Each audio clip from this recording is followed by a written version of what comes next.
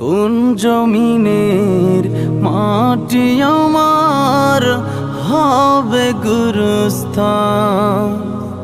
কাদের চোখের জলে আমি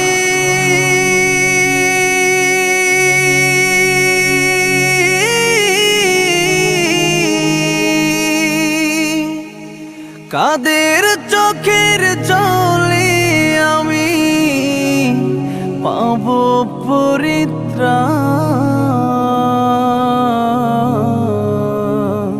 কোন জমিনের মাটি আমার হবে গুরুস্থান? কোন জমিনের মাটি আমার হবে গুরুস্থান? কারায় আমায়